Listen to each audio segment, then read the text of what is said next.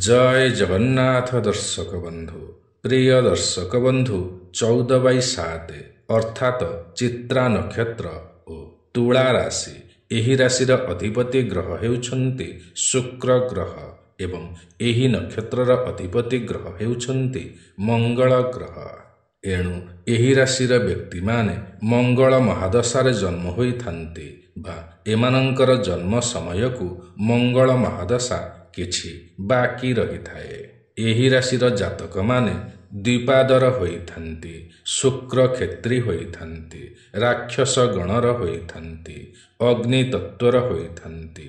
एही राशिर व्यक्ति मानंक पई शुभ दिग हेउछि पश्चिम दिग, शुभ देवता हेउछन्ति विश्वकर्मा, शुभ बार हेउछि मंगल बार, शुभ रंग हेउछि कला, हलदिया, धला ओ सबुज रंग, शुभ संख्या हेउछि 3, 7 ओ 9। शुभ मंत्र हेउछि विष्णु भगवानंकर मंत्र, लक्ष्मी मातांकर मंत्र, हनुमान चालीसा। शुभ नीति हेउछि घिय दीप जालिबा ओ खाद्य वस्त्र दान करिबा। प्रिय दर्शक बंधु शुक्र ओ मंगलंकर समागम पाई एही राशि रे मध्यम फल मिलिथाए। एथिपाई एमानंकु बुलाबुली करिबा, स्वादिष्ट भोजन करिबा, नुआ सांगसाथी बनेइबा, घर सजेइबा, घर सफा रखिबा एही सबुथिरे एमाने अधिकरु अधिक रुचि रखिथान्ति। किंतु अनेक कार्य एमानंकर एकाग्रता बहुत ही कम रही थाए। एथिपाई अनेक थर सफलता एमानंक हातकु आसीथाए ओ हातरु मध्य चाली जाइथाए। एही राशिर व्यक्ति माने बहुत ही सुंदर होइथान्ति। एमानंकर जीवन साथी मध्य बहुत ही भल होइथान्ति एवं एमाने निज जीवन साथी को बहुत ही भल पाइथान्ति। एही राशिर व्यक्ति माने घर, जमी, गाड़ी, संतान एही समस्त सुख जीवन रे बहु शीघ्र पाइथान्ति। एमाने देवता मानंकर भक्त होइथान्ति, भगवानंकर पूजार्चना करिथान्ति एवं भगवानंक उपरे एमाने अधिक ही विश्वास और भरोसा करिथान्ति, भक्ति करिथान्ति। भगवानंकर अनेक प्रकारर उपासना मध्य करिथान्ति, भल पूजा पाठ करिथान्ति।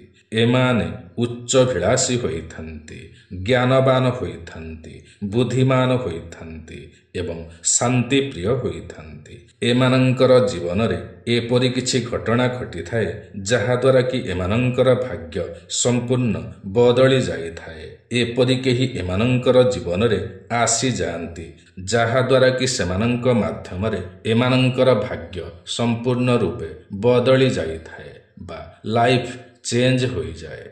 जीवन रे एमानंकर किछि ना किछि परिवर्तन घटी चली थाए।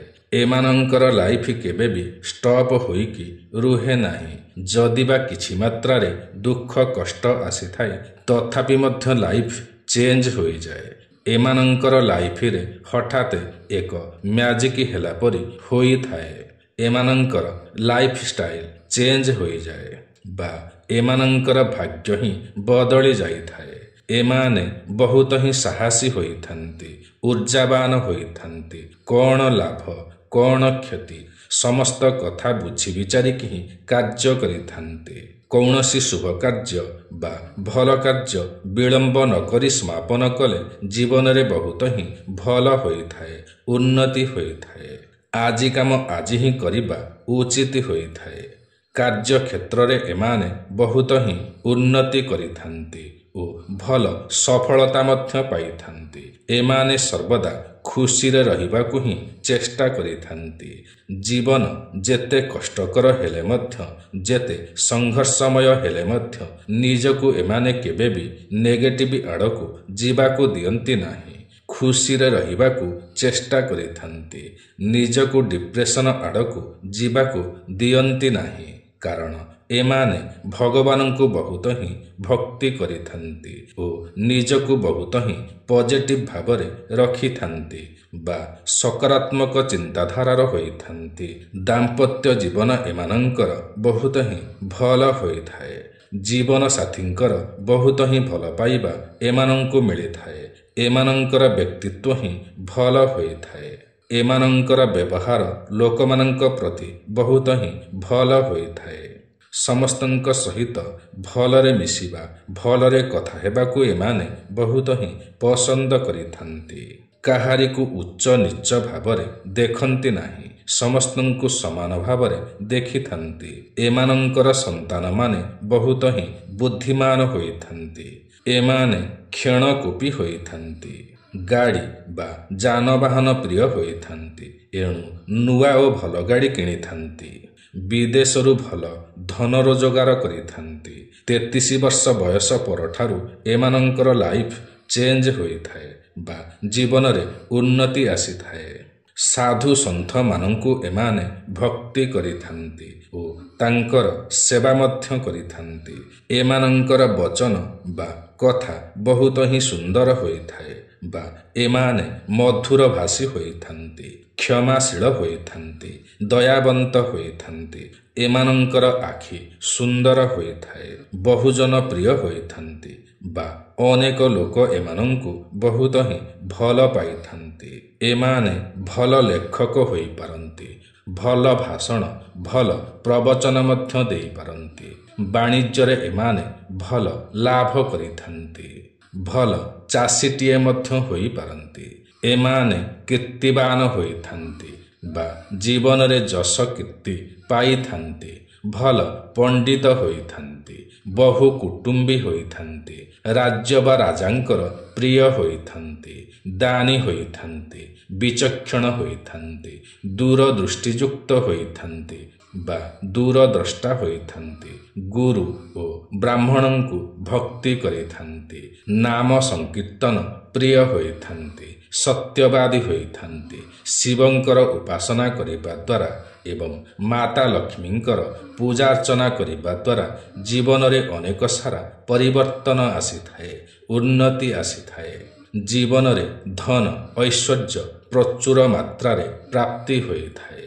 ତେବେ ପ୍ରିୟ ଦର୍ଶକ ବନ୍ଧୁ, ଏହା ତ ଥିଲା 14/7 ଚିତ୍ରା ନକ୍ଷତ୍ର ଓ ତୁଳା ରାଶି ବିଷୟରେ।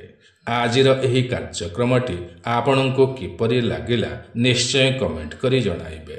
ଯଦି ଆଜିର ଏହି କାର୍ଯ୍ୟକ୍ରମଟି ଆପଣଙ୍କୁ ପସନ୍ଦ ଆସିଥାଏ ତେବେ ଗୋଟିଏ ଲାଇକ୍ ନିଶ୍ଚୟ କରିବେ। ଯଦି ଆପଣ ଆମର ଏହି ୟୁଟ୍ୟୁବ୍ ଚ୍ୟାନେଲ ଓଡ଼ିଆ ଜ୍ଞାନସାଗରରେ ନୂଆ ଅଟନ୍ତି ଏବଂ ଏଯାଏଁ ସବସ୍କ୍ରାଇବ୍ କରିନାହାନ୍ତି ତ ତୁରନ୍ତ ସବସ୍କ୍ରାଇବ୍ କରିନିଅନ୍ତୁ, କାରଣ ଆମର ଏହି ୟୁଟ୍ୟୁବ୍ ଚ୍ୟାନେଲରେ ଏହିପରି ଅନେକ ଭଲ ଭଲ ଭିଡ଼ିଓ ମାନ ସର୍ବଦା ଅପଲୋଡ଼ କରାଯାଇଥାଏ, ଯାହାକି ଆପଣଙ୍କର ଜ୍ଞାନର ସୀମାକୁ ବଢ଼ାଇଥାଏ। ତେବେ ଆଜି ପାଇଁ ଏତିକି। ପୁଣି ଦେଖା ହେବ ଆସନ୍ତା ନୂଆ ଏକ କାର୍ଯ୍ୟକ୍ରମରେ। ସେ ପର୍ଯ୍ୟନ୍ତ ଆମକୁ ବିଦାୟ ଦିଅନ୍ତୁ। ଜୟ ଜଗନ୍ନାଥ ଦର୍ଶକ ବନ୍ଧୁ।